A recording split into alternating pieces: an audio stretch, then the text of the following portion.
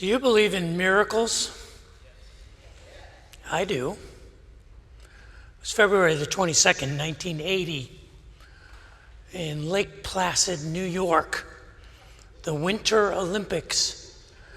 It was the medal round semifinal of the men's hockey championship, and it pitted the formidable team from the Soviet Union against the youngest team in the Olympics, the American squad. You see, back in the 1980s and before that, there was this idea that the Olympics should be a purely amateur event.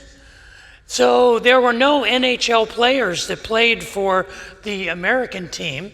And the Soviets had a clever way of getting their Olympic athletes around the non-professional ranking by enlisting them all in the army.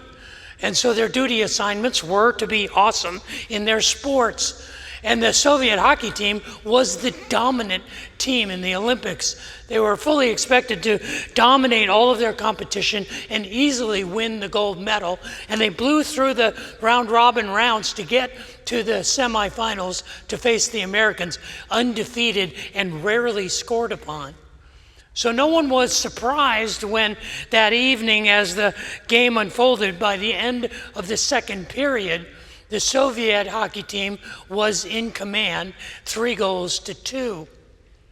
But 8.5 minutes into the third and final period, the Americans scored a goal, tying, incredibly, the powerful Soviet team. And with exactly 10 minutes left in the game, the captain of the American team, Micah Ruzioni, scored a shot that slipped past the Soviet goalie, putting the Soviets behind for the first time in the Olympics. And the Americans were ahead 4-3. All of the players on that team would later testify that this was the longest 10 minutes of their lives, because the Soviet team went into full attack mode. And they rebuffed every shot and every attack from the powerful Soviet team. And as the clock wound down and rode under a minute toward 30 seconds, the Lake Placid crowd cheering for the Americans began to count down, 20, 19, 18. And when it got to 10 seconds, the TV announcer, a man named Al Michaels, screamed into the microphone, "Do you believe in miracles?" And 3, 2, 1, and he shouted, "Yes!" And the American hockey team went on to win the Olympic gold medal. In 2001, there was a made-for-TV movie starring Carl Malden and Steve Guttenberg called The Miracle on Ice. In 2004, Disney remade the story, starring Kurt Russell, in a movie they simply called Miracle. But was it? Was it a miracle? I'm sure that if you asked the Soviet players, they would say, no, it was not a miracle. Well, they would say, "Niet." And they were all probably agnostic or atheists, so they didn't believe in miracles anyway. But if you ask their family, if you ask their fans, if you ask a cross-section of people around the globe, was it a miracle? They might say, I'm not sure. Maybe it was just coincidence. Maybe it was just hard-playing Americans. Maybe it was just the way the cards fell. Maybe it was just luck. What is a miracle? Or maybe the better question is, would you know a miracle if you saw it? If you were late for a meeting and you were rushing to get to that meeting and you had to stop and pick up a few things at the grocery store, and you pulled into the parking lot, and there right next to the front entrance was a parking space. And you pulled into that space and you went in and you found the items that you were looking for very quickly, all on sale. And then you got to the checkout counter and there was no line, and you were in and out of the store in 5 minutes, and you showed up with all of the things you needed for your meeting early on time. Would that be a miracle? Would it be a miracle if, without prompting or coercion or threats, your teenage son cleaned his own room, did his homework on time, and came down and said, "Mom, Dad, I love you so much. Is there anything I can do to make your life better?" You might say, well, that wouldn't constitute a miracle. That would constitute grounds for cardiac arrest. What does a miracle look like? Is it possible that there are miracles all around us that we just don't see? Is it possible that you are actually a miracle? We spent the last 5 weeks studying the opening passage of the greatest sermon that was ever preached. It is called the Sermon on the Mount, and it takes place, it's recorded for us in Matthew's Gospel, in Matthew chapter 5, Matthew chapter 6, and Matthew chapter 7. And we have been focusing on the opening poetic introduction to the Sermon on the Mount that has come to be called the Beatitudes. And today we come to the 6th of 8 Beatitudes, my personal favorite Beatitude. The 6th Beatitude says this: "Blessed are the pure in heart, for they will see God." Today I want to talk about our vision. I want to be a spiritual ophthalmologist or optometrist, and I want to check the clarity of our vision. And it's my hope today that all of us will leave here with purer hearts and clearer vision. It'll take a miracle, but that's my prayer. Would you pray with me? Father in heaven, I would ask that the words of my mouth and the meditations of my heart would be pleasing in your sight, that you would use your word spoken by your servant and anointed by your Spirit to clarify our vision and purify our hearts. Pray that for myself and for my family and for all of us here, for I ask that in Jesus' name. Amen. Life is hard. I don't think any of us would disagree with the observation that life is a constant struggle. There are times when life feels like this relentless struggle, and it feels like we're trying to empty the ocean with a tablespoon.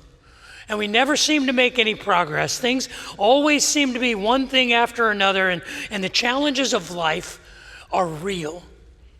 And in my line of work, in my years in professional ministry, I've been invited by many of you to a front row seat to the challenges of life, the struggles and the traumas, the pain and the difficulties. I've also been invited in to celebrate the joys and the victories and the wins of life, but I remember very vividly the heartache and the hurt and the trauma of life. And it's not just the trauma of life that I've been invited to be a witness to, it's happened to me as well. There's a story that I've told here many times at Riverbend. If you've been around for any length of time, you'll remember the story about my good friend who I invited to join our staff here at Riverbend. It was on April the 5th, 2005, that we had the congregational vote where people voted whether or not I should be the second senior pastor of Riverbend Church. And I remember that the vote was 837 to 12, and I know who those 12 are. But I came on that day, and I remember that day very vividly because that evening, my friend who I had done ministry with for the previous 4 years and his wife were in Austin. And we met here Sunday afternoon, Sunday evening, and I showed him the campus. I showed him this beautiful building. And I said, you need to come here. You need to work with me. I need you here because you make me better. You'll make Riverbend better. You see, he was a high-functioning creative. In fact, at that time, he was probably the most creative person I had ever worked with. And I like to say that he saw the world in Technicolor. If you've ever known high-functioning creatives, they see everything differently. They see the world in full color while the rest of us are in shades of gray. And sometimes they're difficult to get to know because they see things so clearly and they can't understand why we don't see it as well. And I used to always say to him, slow down, let the rest of us catch up. Because his insights were so amazing and brilliant. And I knew that he would make us better. He would make me better. But he also had a clarity of vision of what God was calling him to do. And for those of you who remember the story, you remember that he declined my invitation to come join us at Riverbend because he said God was calling him to Africa. And God was calling him to document and support a work in South Africa that focused on caring for single mothers and children with AIDS. And they were in Texas meeting with this ministry group, and they were going to head to Africa as soon as they could. And I remember sitting here on the campus thinking, okay, you can go. I'll release you. I'll give you my permission. You go follow God's call. Go do that. But, once you get that out of your system, you'll come back. You'll hang out with me. You'll be here. You'll make us better. I can tithe your time. Take some years. Go do that thing you got to do. But he never made it back. See, 8 weeks to the day, Sunday, May the 29th, he was killed. He was climbing a mountain in order to film a shot of this camp called Monte Cristo, the Mountain of Christ. When a boulder rolled down the hill and crushed him, killed him. I remember thinking in the midst of all of these transitions and affirmations of coming here to Riverbend, I remember how I felt. And I wasn't sad, I was angry. I was confused. And I didn't see God in that. I didn't know what the opposite of a miracle was, but for me, that was the opposite of a miracle. Now, in the 20 years that have passed, I've grown to gain some perspective on that event and some perspective on some of the struggles that all of us face. And one of the things that has helped me in putting this perspective together is the promise of the sixth beatitude. It says, "Blessed are the pure in heart, for they will see God." Now, most interpreters, most scholars interpret this beatitude one of two ways, either eschatologically or soteriologically. Eschatologically is a $5 theological word for in the future. And the eschatological interpretation of the sixth beatitude is that the pure in heart are the people who will make it to heaven. And the pure in heart, when they are in heaven, they will see God. It's a promise that seems to be layered in with all the other promises of the Beatitudes. The promises of theirs is the kingdom of heaven, and they will be comforted, and they will inherit the earth, and they will be filled, and they will experience mercy, and the promises that they will be called the children of God, and that all of these things are really future promises. And there's some truth in that. I think we live with the hope of a day, the hope of a time, the hope of a reality beyond this reality where we will see God perfectly, clearly, without mistake. But that's not enough. There's also a soteriological interpretation that says, "Blessed are the pure in heart, for they will see God," because it's a calculus of purity. That the more pure your heart, the more clear your vision of God, so that it becomes for us a process of sanctification, a process of purification. That the more pure we are, the more clearly we see God. But with both of these, and even though there's truth in both of those interpretations, the problem is how pure is pure enough? And what does it mean to see God? And is it only in heaven that I'm going to see God, or am I going to see God here? And so I have a solution, and my solution is mathematical. It's a reciprocal. It says, "Blessed are the pure in heart, so they will see God." And that the two things are related, so that the more pure your heart, the more clearly you see God, but the more you see God, the more it purifies your heart. So that it's a cycle of seeking God and seeing God. It's a cycle of the more I see God, the more pure my heart becomes, and the more pure my heart becomes, the more clearly I see God. And this is a promise. But how do we do it? How do we correct our vision? How do we look through a lens that allows us to see God and purify our hearts at the same time? Well, I have a formula. I have a solution. And the solution goes like this. It's Proverbs chapter 3, verses 5 and 6. Trust in the Lord with all your heart. Lean not on your own understanding. In all your ways acknowledge him, and he will direct your paths. I want you to say that. If you're going to memorize any passages from the Bible, you might want to memorize John 3:16 or Ephesians 2:8 and 9 or Micah 6:8. I would recommend one of the first things that you put to memory is Proverbs 3, 5, and 6. So we're going to memorize them this morning. I'll say the first line and you repeat it after me. Trust in the Lord with all your heart, and lean not on your own understanding. In all your ways acknowledge him, and he will direct your paths. Let's say that together. Trust in the Lord with all your heart. Lean not on your own understanding. In all your ways acknowledge him, and he will direct your paths. Okay, now say it without looking at the screen. Look at me. Look at me right here. Ready? We're going to say this together. Trust in the Lord with all your heart. Lean not on your own understanding. In all your ways acknowledge him, and he will direct your paths. If we break this formula down, it begins with trust in the Lord with all your heart. What does it mean? Well, typically the way we understand it is it's a quantitative analysis.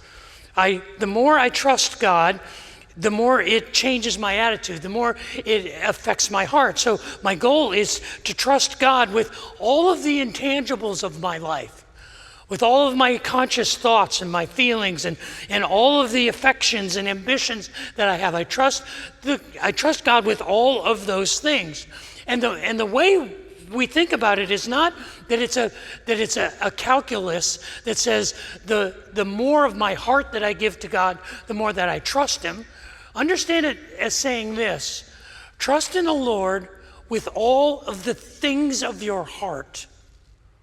Trust the Lord with your children. Trust the Lord with your family. Trust the Lord with your finances. Trust the Lord with your career. Trust in the Lord with your friendships. Trust in the Lord with your health, with your future. Trust in the Lord with the things that have your heart. Trust in the Lord with all of those things, with all your heart. But how do we do that? How do we develop trust? Is it just like sitting down and going, oh, I trust you, and just kind of gritting our spiritual teeth and being more trusty? I'm so trusty right now, oh, I can feel it. No, it gives us two steps. Trust in the Lord with all your heart. Lean not on your own understanding is the first step. Now you'd think this would be easy. You think leaning not on our own understanding would be easy. You know why? Because we're idiots. If you have been thoughtful in your life about any subject, the more time you have invested in learning about something, the more you learn how much there is yet to learn. The smartest people I know are people who know that they know nothing, because everything they have learned has only shown them that there's an infinite amount that they don't know. And you would think it would be easy for us to lean not on our own understanding, but it's the hardest thing that we can do. Any of you driven in one of Elon's cars that drives itself? Anybody have a self-driving function on their Tesla? I've been in one. It scared the crap out of me. I mean, it just does. I mean, Elon's a smart guy, and they got a lot of smart people, but I'm telling you, I am never getting in a car where there's not a human being with hands on the wheel. I know how cool it is to have these robo-taxis and to have Uber Eats deliver food and launch it onto your porch, or however they're going to work that out. I don't know, but Dave is going to be behind the wheel with his hands on the wheel. I know the driving assist is all great and stuff, and you can text and watch videos while you're on that. Not me. I'm going to drive, and I'm going to be in control. But are we really? Are we really? You would think that the easiest thing we would learn is that we are not in control. And we would lean not on our understanding, but what makes it hard is because it requires sacrifice. It requires us to have a willingness to say, I'm going to let go. I'm going to let my children go. I'm going to let my finances go. And I'm not going to let them go to seed. It says, lean not on your own understanding. That means don't try and take it all on yourself. Do your best and let God deal with the rest. This is how we trust in the Lord with all our hearts. We understand that we don't understand everything, and we have to trust in a confident, loving God. And then it says, in all your ways acknowledge him. I think that's what I call looking for the fingerprints of God. Tuning myself in to say, what is God doing in my life? What is God doing around me? Have you heard the phrase, seeing is believing? Well, the inverse is also true. Believing is also seeing.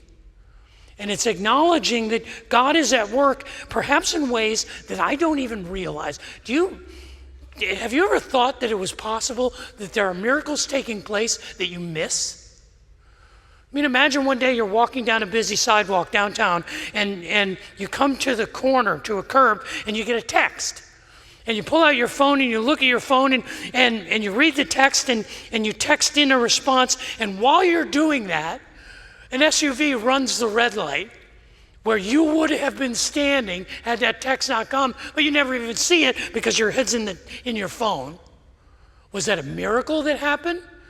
If you had been one step further, you would have been crushed by this red light runner, but you didn't even know it took place. Is it possible that there are things going on around us, that there are miracles happening in small ways, that God is at work in ways that we cannot even comprehend? I think the way that we learn to trust the Lord with all our heart is we begin to see through that lens that says, I see the fingerprints of God. This is more than coincidence. I'm going to give God the credit. You know how it starts? You know the embryonic seed of seeing God, acknowledging God in all your ways is thanksgiving, gratitude. Thank you for a beautiful day. I see you in the blue sunshine. I thank you that we got to beat the crap out of OU. I know there's a bunch of Aggies here that are going, just wait. Just wait, we're coming. All right, I believe in miracles. But acknowledging God in all our ways means we see God in working. I was in my last semester of seminary studies, and I was in a class called Advanced Hebrew Semantics and Grammar. Oh, what a class. And it was taught by a man named Dr. Kenneth Barker.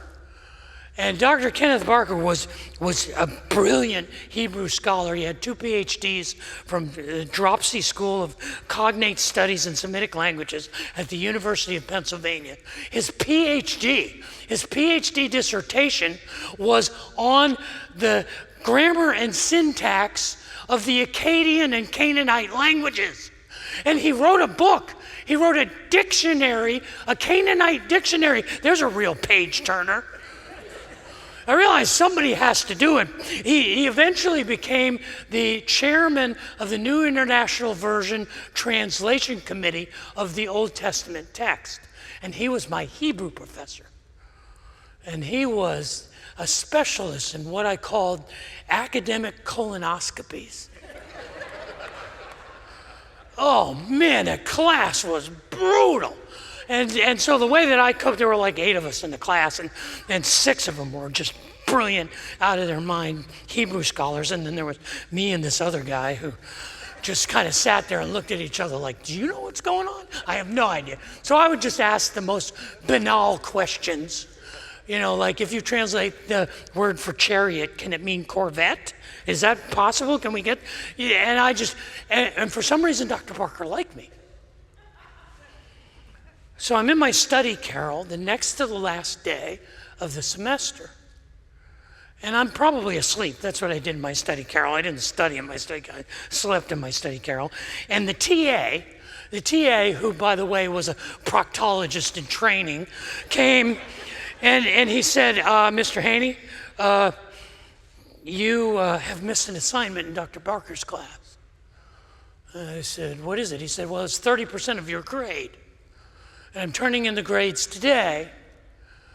And you missed the oral reading for Dr. Barker. You see, there was an assignment that I forgot that was part of the class where you had to make an appointment with Dr. Barker, and you had to go into his office, and he would lay out a Hebrew manuscript, and you had to read it and translate it and parse out the verbs and the declensions of all the nouns. You had to do that in his presence on a cold read.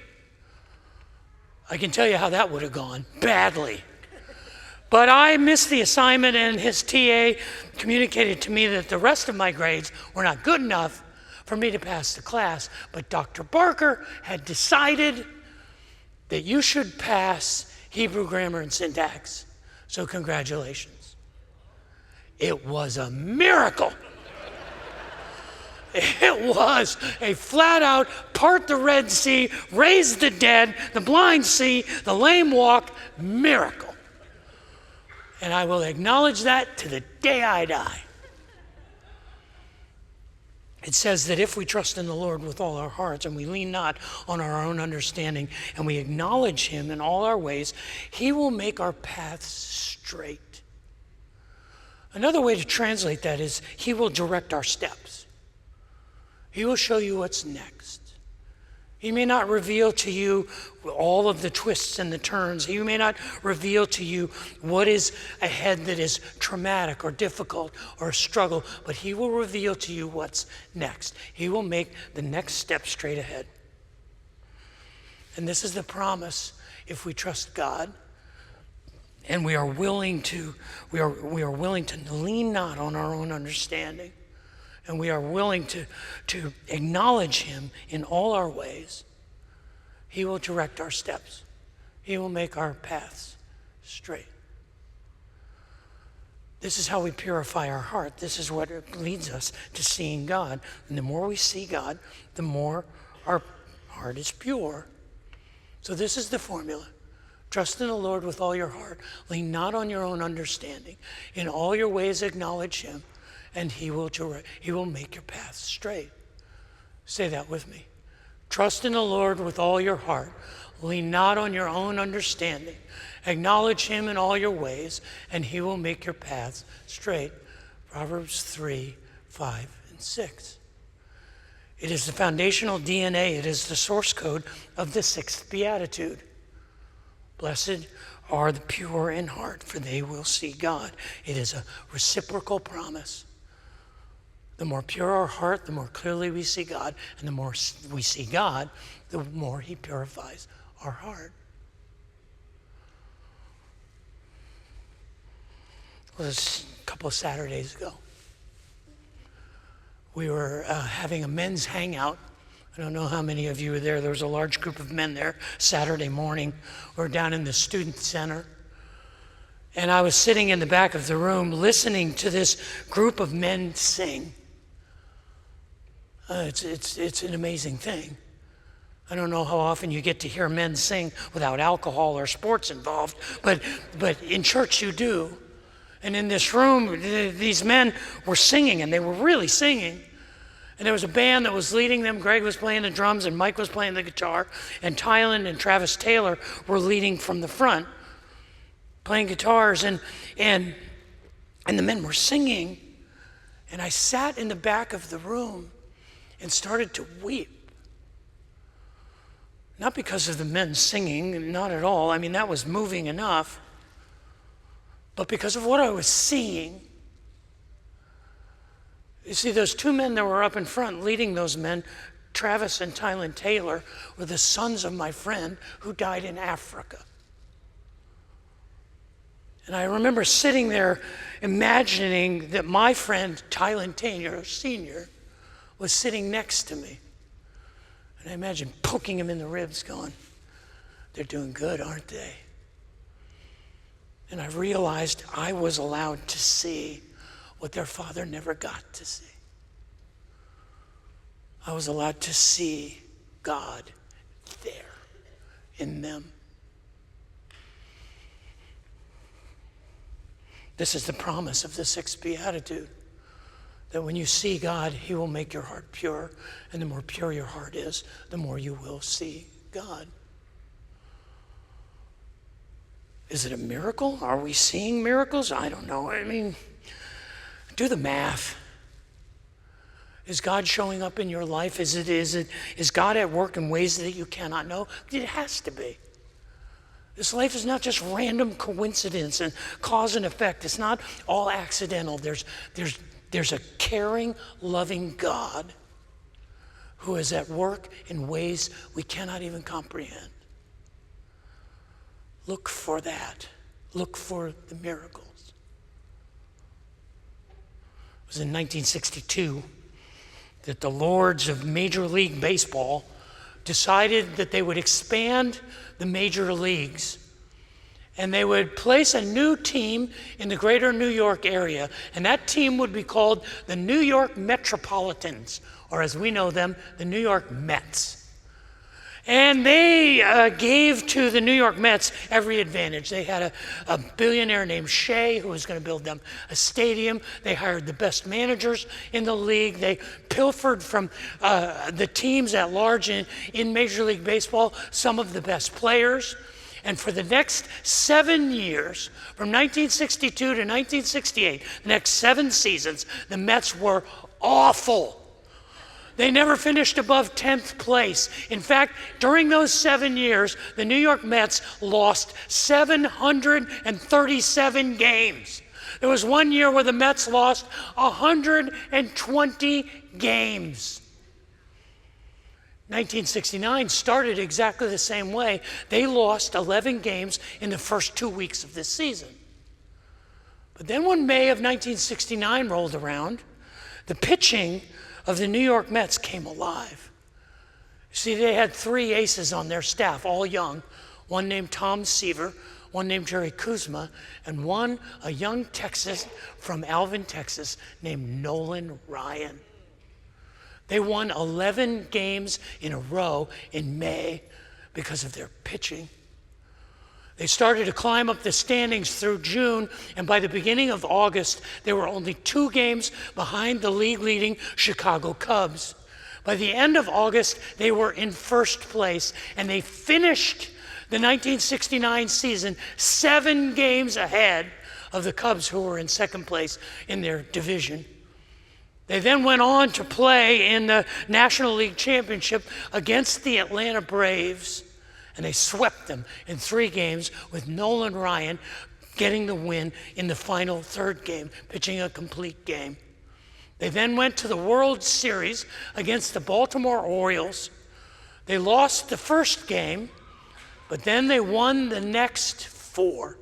And in 1969, the New York Metropolitans became the champions of Major League Baseball. If you ask anyone from the New York area who are the 1969 New York Mets, they will say they are the Miracle Mets. Were they? Well, if you were a Yankees fan, that was a miracle that the Mets were that good. If you were a Mets fan, it was a miracle that it was that good. I'm not sure the Baltimore Orioles fans would agree with you. But maybe there are miracles all around us. Maybe the question isn't, do you believe in miracles, but would you know one if you saw one? Is it possible that you are the miracle? Do you believe in miracles?